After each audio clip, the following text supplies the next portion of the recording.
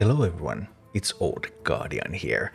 I have been watching the talent situation at Blizzard with some worry throughout this year actually. But this story that surfaced a couple of days ago, this one really takes the cake. It's from Eric Covington, an ex-Blizzard employee. I wrote jokes lampooning generic corporate greed for venture company Loot Goblin, very in character, but then leadership walked face first into the joke after string lock while my focus was getting the patch done. Because of their embarrassment, I'm no longer at Blizzard. Wow, so venture company in World of Warcraft is this greedy goblin company that's only interested in profits. The neutrals there can be nemesis enemies for both Alliance and the Horde, and the Loot Goblin, the Loot Specialist, is a new character in Forbidden Reach that came out in April, I believe. That is a member of this company, so very greedy character, and sometimes they're a little bit funny as well with the voice lines, like this one for example. So this is the original dialogue of the character. Loot Specialist says, all according to plan. Another record quarter for revenue. Finders keepers? Ha, first try. I saw it first. I thought it was free for all. I've come in below estimates. If only I was a master looter. Knock it off, Bob. Later, sucker. Let's call this a cost of living adjustment. Looks like another yacht for me. Never skip leg day. No profit sharing. Not enough hazard pay. Rigged. Time to go back to the office.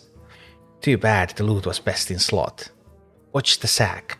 So, alright, some pretty funny dialogue for a loot specialist that you're trying to chase and then you're trying to beat it. Some of those are death dialogue, and it tries to escape by using a Hearthstone eventually when it has enough time to do that. For example, time to go back to the office is dialogue that the loot specialist says when it teleports away to the office, you know, office. And these, at Blizzard, putting funny dialogue that was actually really appreciated by the gamers, judging by comments on Wowhead, for example, these were live in the game for a while, then yeah, that's grounds for losing a job. In fact, even people at Blizzard thought this was funny, initially. Eric Covington continues, funny how it was good enough for marketing and promoting the game before, during, and after I was separated. They took it down after I pointed out the hypocrisy. Yeah. To complete the tweet thread, Eric continues, no consideration or trust extended to at least ask me what my intentions were for the character. Was it targeted at anyone? Nope. No polite request to let me handle it and hotfix some lines because of circumstances. Additionally, I was in the camp of being excited for return to office because how it benefited my personal working style and was excited to see my colleagues again. Many threads email as proof. Return to office, I haven't made a video about that, but I probably should because return to office has been another pretty gigantic management failure at Blizzard recently. There's been this forced return to office policy and they're firing people who don't want to come back to the office and they're losing talent all over the place. But this was not even about that, so yeah.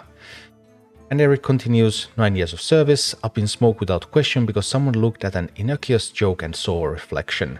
They made sure to hustle and get me out before the end of the month in full knowledge that benefits would expire the next day. I'm still grateful to have the love and support of my friends and colleagues who were not pleased with the decision, to put things lightly. They do great work, stick up to their peers and deserve to be treated and compensated fairly. In addition to a discussion on Twitter, this also made rounds on Reddit, where someone asked, Eric, are you sure that's the only reason you were fired? And it is the only context that was given in my termination meeting, and in the letter sent to my email in the follow-up.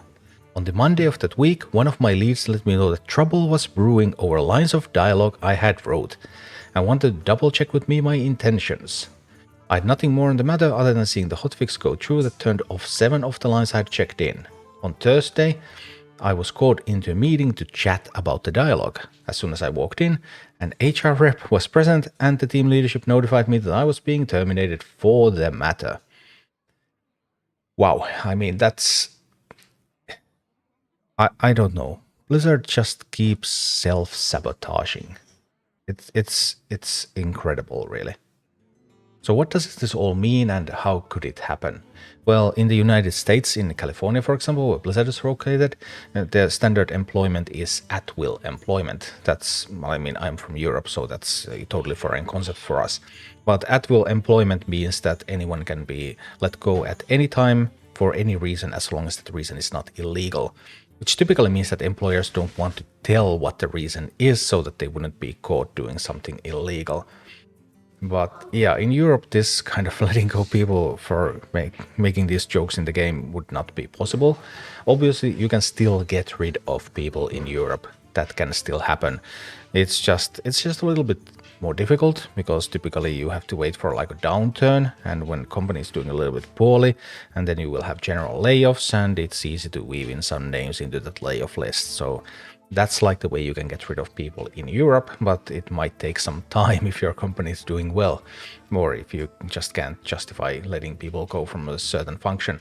So it's not simple, but eventually, of course, eventually the executives can get the people they want in and the people they want out to be out. But in the United States, you can just throw people away pretty much like that. And on like wider scale, what does it mean for Blizzard? Well, Blizzard is losing talent. Blizzard has been losing talent a lot this year. Their return to office has been a disaster. And there have even been tweets from directors of World of Warcraft that they cannot deliver everything that they want to deliver because they don't have the workforce anymore. They're losing talent, and then voluntarily losing talent seems like, wow, that's something. And then in addition to just losing talent, imagine the effect on the corporate culture. Like, you're supposed to make fun games. How can you make a fun game if making stuff that's fun will cause you to lose your job? So this could really reverberate throughout Blizzard. I hope no higher-ups actually play Hearthstone. I haven't seen anyone tweet about Hearthstone really. They mostly play World of Warcraft.